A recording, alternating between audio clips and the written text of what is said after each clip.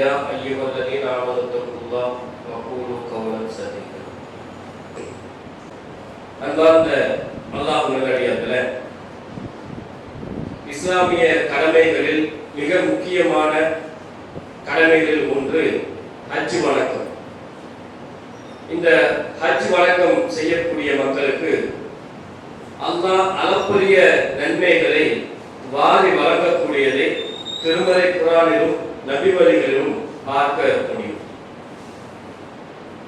எந்த அளவுக்கு அல்லாஹ் இந்த ஹாஜிகளுக்கு சிறப்புகளை வழங்கி இருக்கிறார் என்று பார்த்தோம் என்று சொன்னால், திருமறை குர்ஆனில் ஒரு அத்தியாயம், குரைஷ் என்ற அத்தியாயத்தில் அல்லாஹ் சுப்ஹானஹு வ தஆலா சொல்லி காண்பிக்கின்றார், லீலாஃபி குரைஷ் ஈலாஃபிகும் ரிஹ்லத சித்தாய் வஸ்ஸைஃப் ஃபல்யஹ்பது ரப்ப ஹாதல் பைத்.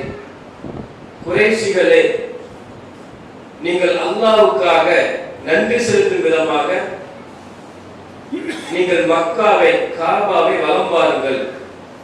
எதற்காக நன்றி செலுத்த வேண்டும் என்று சொன்னால், ஃபல்யஹ்பது ரப்ப ஹாதல் பைத். எதற்காக என்று சொன்னால், அல்லாஹ்வுடைய வியாபாரத்தில் கோடையிலும் சரி குளிரிலும் சரி மகிழ்ச்சியை தந்திருக்கின்றார். பொதுவாக மக்காவை சுற்றி இருக்கக்கூடிய பகுதிகளை எடுத்துக்கொண்டால் வியாபாரமுடைய தன்மை நம்முடைய நிலையை போன்றுதான். ஒவ்வொரு வியாபாரம் செய்யக்கூடிய நபர்கள் வெயில் சீசன் கொஞ்சம் கூடுதல் வருமானம் வரும், குளிர் சீசன்ல ஒரு சில வியாபாரத்துக்கு கூடுதல் வருமானம், ஹை சீசன் டல் சீசன் நம்ம பார்வையில் இருக்குல்ல, அது போலதான் மக்காவை சுற்றி இருக்கக்கூடிய பகுதி மக்களுக்கும் வியாபாரங்கள்ல ஒரு நேரம் வரும், ஒரு நேரம் வராது.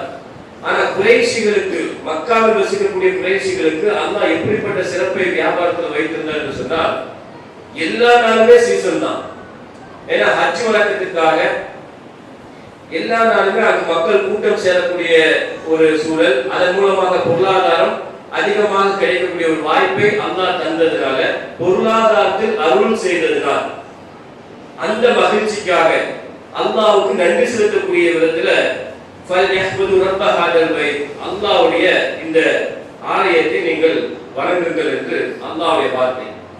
பொருளாதாரத்திலும் ஆரோக்கியத்திலும் அல்லாஹ் அருள் செய்ததற்காக அது மிக முக்கியமான ஒரு நன்மை, சிறப்பு, ரொம்ப முக்கியமான சிறப்பு தான். ஆரோக்கியம், பொருளாதாரம் ரெண்டுமே ஒரு மனிதனுக்கு அடிப்படை தேவை. இதே ஹாஜிகளுக்கு கொடுத்ததற்காக அல்லாஹ் சொல்லி காண்பிக்கின்றார், அல்லாஹ்வுக்கு நன்றி செலுத்துங்கள் இந்த ஆலயத்திற்கு சென்று. அந்த ஆலயத்தில் அப்படி என்ன சிறப்பை அல்லாஹ் வைத்திருக்கின்றார் என்று சொன்னால், அதை குறித்து அல்லாஹ் திருமறையில சொல்லி காண்பிக்கின்றார், இன்ன அவ்வல பைத்தின் குலிய லின்னாசி பிபக்கத முபாரகோ வதலில் லில் ஆலமீன். இந்த ஆலயம் தான் மனிதர்களுக்கு அல்லாஹ்வை வணங்குவதற்காக உலகத்தில் கட்டப்பட்ட முதல் ஆலயம். அல்லாஹ் மனிதனும் இறைவனும் நெருங்குவதற்காக கட்டப்பட்ட முதல் ஆலயம் இந்த பக்கா. அந்த காலத்துல பக்கா என்ற பெயர், இன்னைக்கு மக்கா. பக்கா தான் முதலாவதாக கட்டப்பட்ட ஆலயம் என்று அல்லாஹ்வுடைய வார்த்தை. அல்லாஹ்வை நெருங்கணும். பொருளாதாரம் வந்தால், ஆரோக்கியம் வந்தால், எது இருந்தாலும் அல்லாஹ்வை நெருங்குவதுதான் ஒரு மனிதனுக்கு உண்டான கடமை உலகத்துல என்று. அதற்காகத்தான் ஹஜ்ஜை வணக்கமாக அல்லாஹ் சொல்லி தருகின்றார். இதை குறித்து அபூதர் ரலியல்லாஹு அவர்கள் சொல்றாங்க, எது முதல் ஆலயம், அல்லாஹ்வுடைய ஆலயம் எது முதல்ல என்று சொன்னால், பக்கா என்ற மக்கா தான் முதலில் அல்லாஹ்வுக்காக கட்டப்பட்ட முதல் ஆலயம். அடுத்ததாக பைத்துல் முகத்தஸ். இதுல ரெண்டுக்கும் இடைப்பட்ட வருடம் எவ்வளவுன்னு கேட்டா 40 வருடம். மக்காவுக்கும் பைத்துல் முகத்தஸுக்கும் இடையில் கட்டப்பட்ட கேப் எவ்வளவுனா 40 வருடம். அதுல குறிப்பாக அபூதர் ரலியல்லாஹு அவர்கள் சொல்றாங்க, காபாவுல தொழுதால் ஒரு ரக்காத்துக்கு 1,00,000 நன்மை. காபாவுல தொழுதால் ஒரு ரக்காத்து இல்ல, ஒரு ரக்காத் தொழுகை இல்ல, 2 ரக்காத், 2,00,000 நன்மை. ஒரு தொழுகை தொழுதால் 2,00,000 நன்மை காபாவுல. அடுத்து நபிகளால் கட்டப்பட்ட மஸ்ஜிதுல் நபவியில தொழுதால் ஒரு ரக்காத்துக்கு 1000 நன்மை, 2 ரக்காத்துக்கு 2000 நன்மை. அதே ஒரு பைத்துல் முகத்தஸ்ல தொழுதால் 500 நன்மை, 2 ரக்காத்துக்கு 1000 நன்மை. இப்படி சிறப்புகள் ஹாஜிகளுக்கு 1,00,000 நன்மை. 2 ரக்காத் தொழுதால் அங்கு கிடைக்கக்கூடிய பாக்கியம் எவ்வளவு என்று சொன்னால் 2,00,000 நன்மை இருக்கிறது. அதனால இங்க சக்தி பெற்ற மக்கள், ஆரோக்கியத்திலும் சரி பொருளாதாரத்திலும் சரி சக்தி பெற்ற மக்கள் இந்த மக்காவுக்கு சென்று தொழுது வாருங்கள். இது மனிதர்களுக்கு கடமையாக அல்லாஹ் சொல்லி காண்பிக்கின்றார். வலில்லாஹி மினஸ்ததா இலைஹிம் சபீலா, சக்தி பெற்றவர்கள் மீது கடமை. அது எதற்காக இப்படி அல்லாஹ் கடமையாக்கின்றான்? அது ஒரு கேள்வி. அடுத்ததாக ஹாஜிகளுக்கு என்ன சிறப்பு? அதுல குறிப்பா ஒரு மகத்தான சிறப்பு காபாவில் என்ன அல்லாஹ் வைத்திருக்கிறார் சொன்னால், இது ஹாஜிகளுக்கு மட்டுமில்ல, உலக மனித சமூகம் அனைவரும் சிந்திக்கக்கூடிய வகையில இது ஒரு சிறப்பை அல்லாஹ் வைக்கின்றார். ஃபி ஆயாத்தும் பையினாத், தெளிவான சான்றை, பல சான்றுகளை நாம் வைத்திருக்கின்றோம். தெளிவான பல சான்றுகளை, ஃபி ஆயாத்தும் பையினாத், பல சான்றுகளை வைத்திருக்கின்றோம். அல்லாஹ் ஒருவன் இருக்கின்றான், மறுமை இருக்கிறது, கபர் இருக்கிறது, கேள்வி கணக்கு இருக்கிறது, நரகம் சொர்க்கம் நாம் அற்பமாக வீணாக இந்த உலகத்தில் இல்லை. செய்யக்கூடிய அனைத்து விஷயத்துக்கும் நாம் மறுமையில பதில் சொல்லக்கூடிய மனிதர்களாக படைக்கப்பட்டிருக்கின்றோம். அந்த படைக்கப்பட்ட இறைவன் ஒருவன் இருக்கின்றான், அல்லாஹ் ஒருவன் உண்மையாளர் இருக்கின்றார் என்பதை உலகத்தில் நீங்கள் பார்த்து புரிந்து தெரிந்து கொள்ளலாம் என்று அல்லாஹ் சுப்ஹானஹு வ தஆலா மக்காவில் பல சான்றுகளை வைத்திருக்கின்றார். அதில் குறிப்பாக ஒரு சான்று, அல்லாஹ் ஒருவன் இருக்கின்றார் என்பதை தெல்ல தெளிவாக உணர்த்தக்கூடிய விதமாக ஒரு சான்று எதுன்னு சொன்னால், மக்காவில் இருக்கக்கூடிய ஜம்சம் கிணறு. ஹாஜிகளுக்கு அல்லாஹ் மிகப்பெரிய ஒரு சிறப்புகளில் இது ஒரு சிறப்பு. ஜம்சம் நீர்ல நீர் இருக்கக்கூடிய பாக்கியம் ஹாஜிகளுக்கு கொடுக்கக்கூடிய ஒரு சிறப்புல மிகப்பெரிய ஒரு சிறப்பு. குறிப்பாக இது அல்லாஹ்வுடைய சான்றுகள்ல ஒன்று. எப்படிப்பட்ட சான்றுன்னு சொன்னால், இந்த ஜம்சம் நீரை குறித்து நபி ஸல்லல்லாஹு அலைஹி வஸல்லம் அவர்கள் சொல்கிறார்கள், பொதுவாக தண்ணீர் சொன்னா தாகத்தை தீர்க்கிறதுக்கு தான் தண்ணீர், அதுதான் அடிப்படை விதி, தாகம் தீரும். ஆனால் ஜம்சம் நீரை குறித்து தாகம் தீர்ப்பதற்கு மட்டுமில்ல, அது ஒரு நோய் நிவாரணியாக இருக்கிறது, உணவாகவும் இருக்கிறது. ரசூலுல்லாஹ்வுடைய வார்த்தை. ஜம்சமுடைய நீர் என்ன தன்மைன்னு சொன்னால், அது ஒரு உற்சாகம், ஆரோக்கியம் பிளஸ் உணவாகவும் இருக்கிறது என்று நபி ஸல்லல்லாஹு அலைஹி வஸல்லம் சொல்லக்கூடிய ஒரு சிறப்பு ஜம்சம்ல. அடுத்து என்ன, இந்த ஜம்சம் கிணறு தான் அல்லாஹ்வால் உலகத்தில் கட்டப்பட்ட ஒரு கிணறு. வானவர்கள் மூலமாக அல்லாஹ்வுடைய விருப்பப்படி கட்டப்பட்ட ஒரு கிணறு. நபி இப்ராஹிம் அலைஹிஸ்ஸலாம் அவருடைய குடும்பத்தாருக்கு அல்லாஹ் கொடுக்கப்பட்ட மிகப்பெரிய ஒரு அற்புத கிணறு.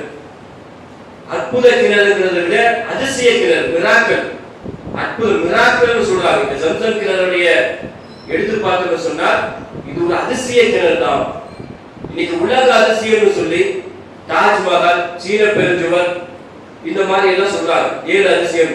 ஆனா உண்மையிலேயே ஒரு உலக அதிசயமாக இன்னைக்கு உலகத்துல பார்க்க வேண்டும், அதுக்கு அங்கீகாரம் கொடுக்க வேண்டும் என்று சொன்னால் ஜம்சம் கிணறு தான். இது நிறைய அதிகாரிகள் சொல்றாங்க, நிறைய ஆய்வாளர்கள உண்மையிலேயே ஜம்சம் கிணறுக்கு உலக அதிசயம் பட்டியல வரணும். ஏன் உலக அதிசயம்? முஸ்லிம்களுடைய பார்வையில சொல்லவே வேண்டாம், அல்லாஹ்வுடைய ஏற்பாடு, வானவர்கள் கட்டப்பட்ட கிணறு, இதுக்கு மேல அதிசயம் என்ன வேணும்? இது முஸ்லிம்களுடைய பார்வையில். ஆனால் உலக பார்வையில் என்ன அதிசயம் தெரியுங்களா?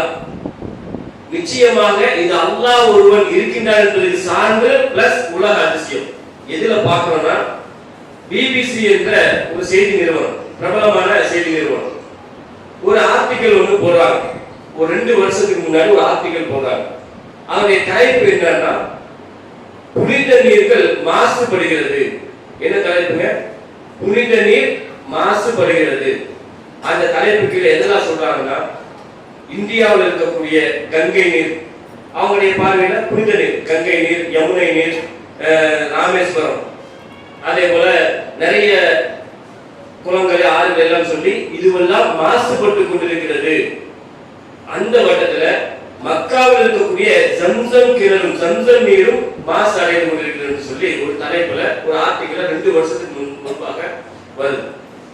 உடனடியாக இந்திய கவர்மெண்ட் அதை சரி செய்யறதுக்கு என்ன செய்யறாங்கன்னா, இந்த புனித தலங்கள் ராமேஸ்வரம், காசி, இது போன்ற தலங்கள் இருக்கக்கூடிய நதிகளுக்கு சுத்தம் செய்யணும்னு சொல்லி 100 கோடி ரூபாய் ஒதுக்குறாங்க. அந்த நதிகள் எல்லாம் சுத்தம் செய்யணும், புனித நீர் தான் அசுத்தப்படக்கூடாது அப்படின்னு சொல்லி சுத்தம் செய்யறாங்க.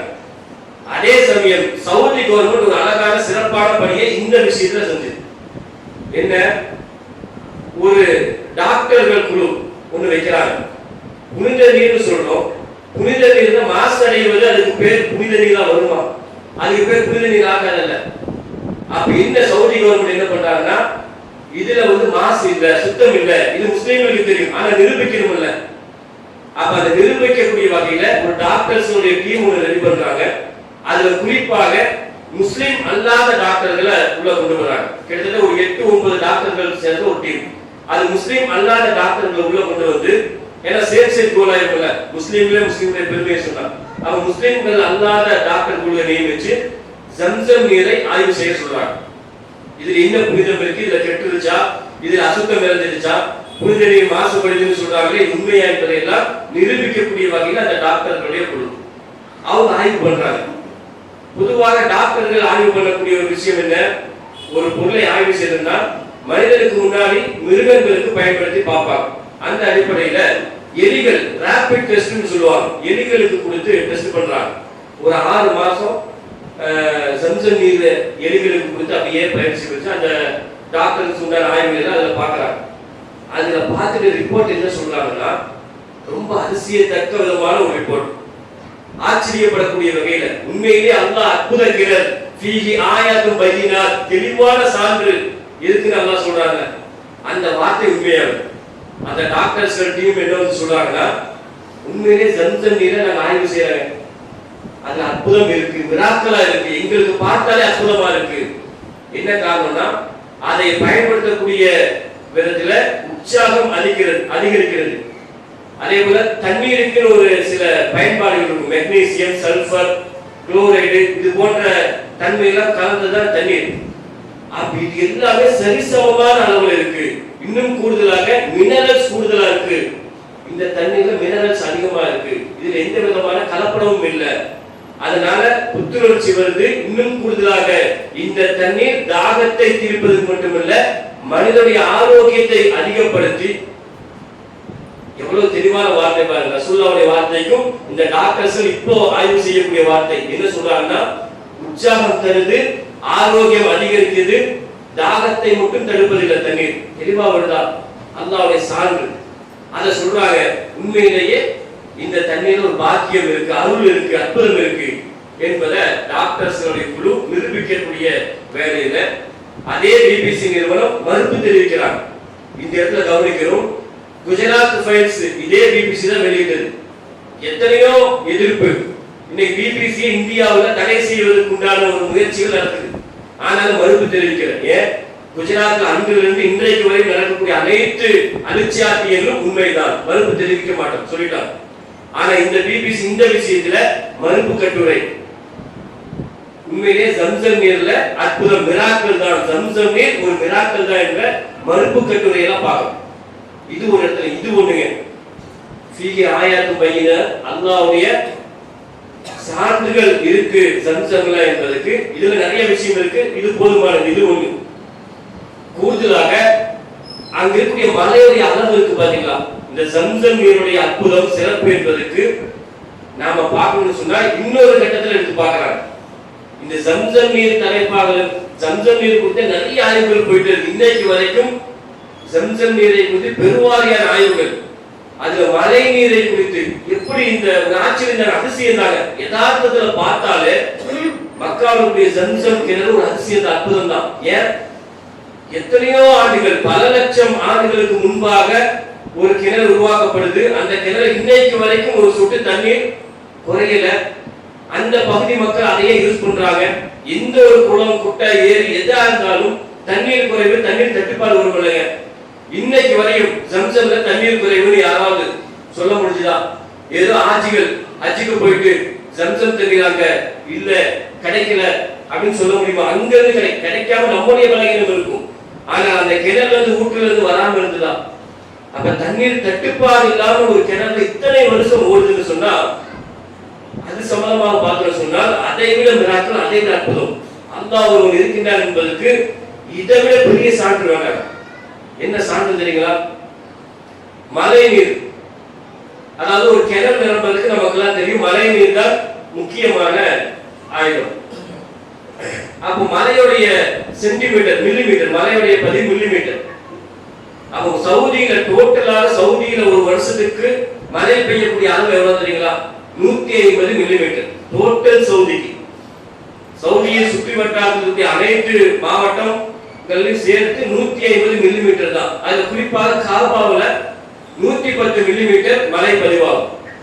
இது எவ்வளவு பெரிய குறைவுன்னு சொன்னா, இன்னைக்கு சென்னையுடைய மழை அளவு இருக்கு பாத்தீங்களா, ஒரு வருஷத்துக்கு 1389 மில்லிமீட்டர். ஒரு வருஷத்துக்கு சராசரியாக 1383. இந்தியாவில் தமிழ்நாட்டிலிருந்து ஒரு மாவட்டத்தில் பெய்யக்கூடிய மழை அளவு 1389. ஆனா சவுதியில 150, அதுல குறிப்பாக மக்காவுல 110 மில்லிமீட்டர் தான் மழையுடைய அளவு. எவ்வளவு குறைவு! கிட்டத்தட்ட 13% குறைவு மழை அளவு.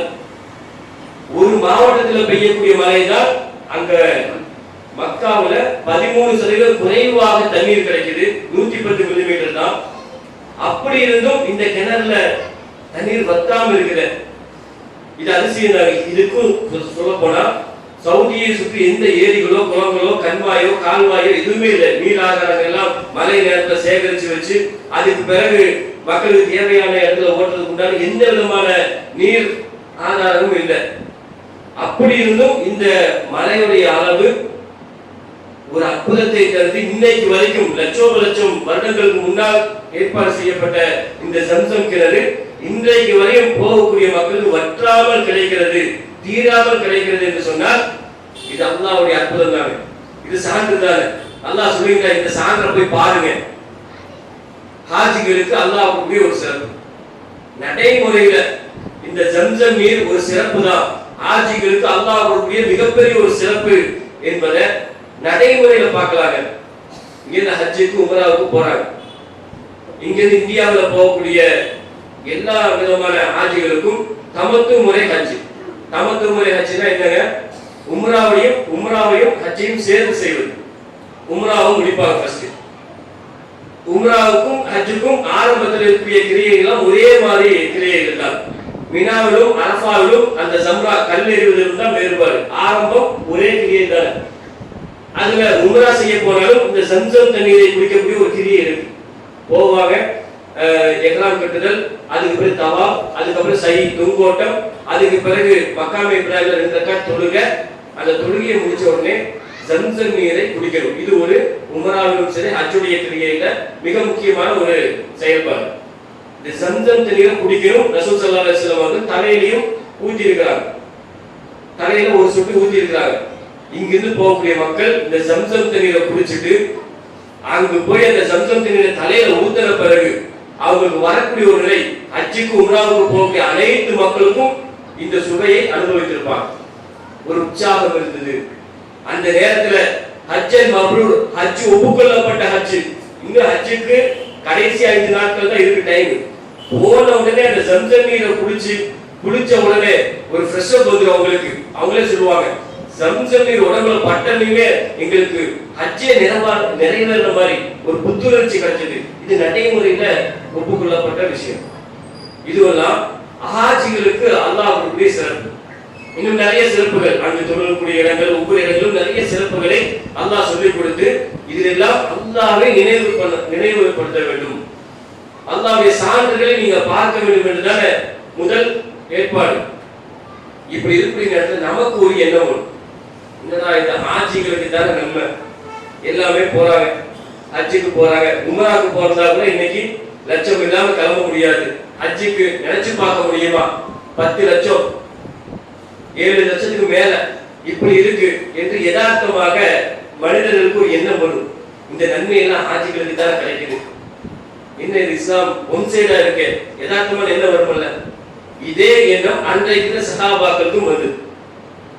இதுதான் ஹாஜிகளும் நாமும் என்ற தலைப்புல ஹாஜிகளுக்கு அல்லாஹ் நிறைய சிறப்புகளை எல்லாம் கொடுத்துட்டு இருக்கிறான்.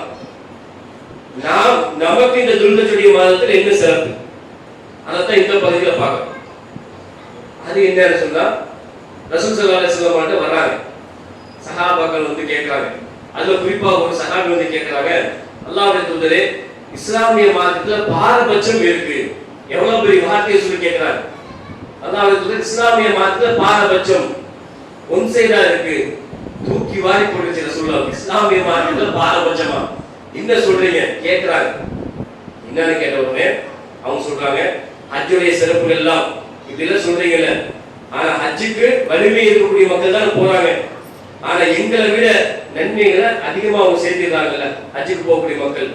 எங்களுக்கு இங்க உட்கார்ந்து தொழுதுகிட்டு நோம்பு வச்சுக்கிட்டு இங்கதானே இருக்கணும். அவங்க ஹஜ்ஜுங்கிற பாக்கியத்தை செஞ்சு குறிப்பாக ஜம்சம் நீர்ல அருந்தக்கூடிய ஒரு மிகப்பெரிய சிறப்புகள் அவங்களுக்கு கிடைக்கிறது இல்லை அப்படின்னு சொல்லி சஹாபாக்கள் வந்து கேட்கிறாங்க. அப்புறம் ரசூல் ஸல்லல்லாஹு அலைஹி வஸல்லம் சொல்றாங்க, இதுதான் நீங்க கேட்ட பாரபட்சமா? அல்லாஹ் அக்பர். இந்த நேரத்துல அல்லாஹ் உங்களோடு இருக்கிறான். என்ன சொல்றாங்க? இஸ்லாம் ஒரு எளிய மார்க்கம், இஸ்லாம் ஒரு இனிய மார்க்கம், இஸ்லாம் ஒரு அற்புத அழகிய மார்க்கம். இந்த இடத்துல பார்க்கிறோம். என்ன ரசூலுல்லாஹ் சொல்றாங்க தெரியுங்களா? இந்த இடத்துல அல்லாஹ் உங்களோடு இருக்கிறான், ஏழைகளோடு இருக்கிறான். ஏன்? நீங்க இன்னைக்கு ஹஜ்ஜுக்கு போறவங்களை பார்த்து இன்னைக்கு பார்க்கக்கூடிய நேரம் நமக்கு பார்த்தா அது பெரிய ஒரு சிறப்பா அவங்க போற மாதிரி அப்படி தெரியும். இங்க இருந்து முலாக்கத் பண்ணி முசாஃபா செய்து கையை கொடுத்து அப்படிலாம் போகும்போது கட்டர் ஏர்லைன்ஸ்ல அப்படியே ஜெனரல் சீட்ல போகும்போது பார்த்தா பிரமாதமா தெரியும். ஆனா அங்க போய் அவங்களுக்கு என்ன ஒரு வலி இருக்கு தெரியுங்களா? என்ன வேதனை கஷ்டம் இருக்கு தெரியுங்களா? அதிலும் குறிப்பாக ஹஜ்ஜுக்கு போன நபர்கள் கடைசி 5 நாட்கள் படக்கூடிய பாடு அல்லாஹ் அவர்களுக்கு பர்க்கத் செய்ய வேண்டும், அவருடைய ஆரோக்கியத்தில் அருள் புரிய வேண்டும். அந்த 5 நாட்கள் ரொம்ப கஷ்டம். இந்த அளவுக்கு தெரியுங்களா? பாத்ரூம் போக முடியாது, பாத்ரூம் நிப்பாத கூட்டம். அந்த 5 நாட்கள் பாத்ரூம் போக முடியாம நடக்க முடியாம, அதனால சொல்ற ஒரு அளவுக்கு ஆரோக்கியம் இருக்கக்கூடிய நேரத்தை ஹஜ் கிளம்பி முடிச்சிடணும். வயதான காலங்கள் நகர்த்துறது கொஞ்சம் கவனிக்கணும். ஏன்னா அங்க போய் பயங்கரமான சிரமத்தை அனுபவிக்கணும். அங்க போன மக்களுக்கு தெரியும், சகி செய்யறது, தும்போட்டம் போடுறது, மினாவில தங்குதல், அர்ஃபால தங்குதல், அங்க அடிக்கக்கூடிய குளிர் வெயில் எல்லாம் மாறி மாறி வரும், தாங்க முடியாது. அதான் சொல்ற பாத்ரூம் போயிட்டு வந்தவங்க சொல்லுவாங்க, அந்த 5 நாள் ரொம்ப கஷ்டம், அல்லாஹ் அருள் செஞ்சான். அந்த கஷ்டம் எல்லாம் இருக்காங்க. அந்த கஷ்டம் எல்லாம் இங்க இருக்கக்கூடிய ஏழை மக்கள், அதுக்கு தாக்கத்து இல்லாத மக்களுக்கு இல்ல. இது போன்ற சிரமம் எல்லாம் அல்லாஹ் உங்களுக்கு தரல. உங்களுக்கு என்ன சிறப்பு தெரியுங்களா? நமக்கு என்ன சிறப்பை அல்லாஹ் தருகிறான்னு சொன்னா ரொம்ப ஈஸியாக்கி வச்சிட்டாங்க. இந்த மார்க்கம் எளிய மார்க்கம் என்பதற்கு ரொம்ப அழகான வழி என்ன தெரியுங்களா? ரசூல் ஸல்லல்லாஹு அலைஹி வஸல்லம் சொல்றாங்க, ஹாஜிகள் இங்கிருந்து போய் செலவு செய்து அந்த 5 நாள் வரக்கூடிய அந்த கஷ்டத்தை எல்லாம் அனுபவித்து அவர்கள் பெறக்கூடிய சிறப்பை ஹஜ்ஜன் மப்ரூர், அந்த பிறந்த குழந்தை போல, பாவம் இல்லாத குழந்தை போல ஒரு சிறப்பு இருக்குல்ல, அந்த சிறப்பை நீங்க இங்க இருந்தே பெற்றலாம். எப்படி தெரியுங்களா? ரொம்ப சிறப்பு. ஏழைகளுடைய ஹஜ்ஜாக என்ன அல்லாஹ் சொல்றாங்க? என்னன்னா நீங்க தொழுகிறீங்க, 5 நேரம் தொழுகிறீங்க, தொழுதுட்டு தக்பீர் சொல்லுங்க, அல்லாஹ்வுக்கு திக்ர் சொல்லுங்க, அல்லாஹ்வுக்கு திக்ர் சொல்லுங்க, அல்லாஹ் அக்பர், சுப்ஹானல்லாஹ், அல்ஹம்துலில்லாஹ். தொழுகை முடிச்சு சொல்லுங்க 33 தடவை. அதை சொல்லிட்டே வாருங்கள். ஹாஜிகளுக்கு அல்லாஹ் கொடுக்கக்கூடிய நன்மைகள், அதாவது அந்த இபாதத்துக்கு ஹஜ்ஜுக்கு கொடுக்கக்கூடிய நன்மைகள் உங்களுக்கு கிடைச்சிடும். எவ்வளவு ஈஸியான மார்க்கம் பாருங்க. அவங்களுக்கு அந்த சிறப்பு, அவ்வளவு கஷ்டப்பட்டு பாடுபட்டு போனா அந்த சிறப்பு. ஆனா ஏழைகளுக்கு, இங்க இருக்கக்கூடிய உள்ளூர் வாசிகளுக்கு அல்லாஹ்வுடைய தூதர் சொல்றாங்க, தொழுதுட்டு திக்ரை மட்டும் சரியான முறையில் நீங்க செஞ்சுட்டு வாங்க. சஹாபாக்கள் செய்யறாங்க, மறுபடியும் வராங்க, யார சொல்லலாம் எங்களோட ஹஜ்ஜுக்கு போயிட்டு வந்து அவங்களும் சேர்ந்து செய்யறாங்க. இபாதத்துல எந்த அளவுக்கு போட்டி பாருங்க. எப்படி வர்றாங்கன்னா, இதுக்கு முன்னாடி ஹஜ்ஜுக்கு போயிட்டு வந்தாங்கல்ல, அவங்களும் சேர்ந்து தொழுகையில 33 தடவை சொல்லுவாங்கல்ல, யார் சொல்ல அவங்களுக்கு இது கிடைச்சிச்சுன்னா, நீங்க சொல்லக்கூடிய திக்ரு வேற, அதுக்கு உண்டான தன்மை அல்லாஹ் உங்களுக்கு அளப்பரிய நன்மையாக தரான். அடுத்து என்ன தெரியுங்களா? அடுத்து அல்லாஹ் சொல்றாங்க, நீங்க ஹஜ்ஜில போய் குர்பானி கொடுக்கக்கூடிய ஒரு வணக்கம், இது ஒரு சிறப்பு இருக்குல்ல. அதே வாரம் நமக்கு அல்லாஹ் தருகின்றான். வெள்ளிக்கிழமையில இந்த நாள்ல இந்த நேரம் யார் குத்துபாவுடைய முன்பாக இமாம் மிம்பருக்கு ஏறுவதற்கு முன்பாக யார் வந்து அமர்ந்து இருக்கிறார்களோ அவங்களுக்கு 5 விதமான குர்பானி பிராணிகள் கொடுத்த நன்மை. ஃபர்ஸ்ட் என்னங்க? ஃபர்ஸ்ட் ஒட்டகம், மாடு, ஆடு, கோழி முட்டை வரைக்கும் குர்பானி கொடுத்த நன்மையை இந்த நேரத்துல அல்லாஹ் ஒரு சிறப்பை தருகிறார். அடுத்து என்ன சிறப்பு என்று கேட்டா, ஹாஜியுடைய அந்தஸ்தை உயர்த்துவது போல நம்முடைய அந்தஸ்தை அல்லாஹ் ஒவ்வொரு நேரமும் ஒவ்வொரு நேர தொழுகையிலும் உயர்த்துகின்றார். ஹாஜியார் இது ஒரு அந்தஸ்துன்னு சொல்றாங்க இன்னைக்கு. இதை விட என்ன அந்தஸ்துன்னு கேட்டா, அல்லாஹ்வுடைய பார்வையில் நம்முடைய அந்தஸ்தை அல்லாஹ் உயர்த்துகின்றார். அல்லாஹ்வுடைய இடத்துல நம்முடைய அந்தஸ்தை உயர்த்துகிற எதுல தெரியுங்களா? யார் பரிபூர்ணமாக உழு செய்துவிட்டு 5 நேரம் தொழுகைக்கு வீட்டில் இருந்து பள்ளிக்கு நெருங்குகிறார்களோ அவர் எடுத்து வைக்கக்கூடிய ஒவ்வொரு அடியிலும் அல்லாஹ் அவருடைய அந்தஸ்தை உயர்த்துகின்றார். ஒவ்வொரு அடிக்கும் அவருடைய பாவத்தை மன்னிக்கின்றார். அல்லாஹ் அக்பர். எவ்வளவு பெரிய சிறப்பான ஒரு மார்க்கம், எளிமையான மார்க்கம், அழகான மார்க்கம்.